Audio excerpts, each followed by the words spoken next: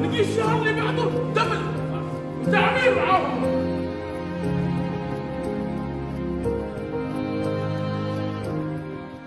السلام عليكم. انتظرونا في مسرحية ضقة ابو خميس ثاني ايام عيد الفطر المبارك ان شاء الله. انتظرونا على مسرح التراث والسياحة ثاني يوم العيد لمدة 4 أيام. سلام. انتظرونا مسرحية ضقة أبو خميس ثاني أيام العيد. كونوا على الموعد من وإلى. يا ابو زيد، يا ابو زيد، سمعت اللي سمعته؟ انت اللي سمعته انت مو هو انا. ايش اللي صار؟ ورقة موسكا معاها ضقة.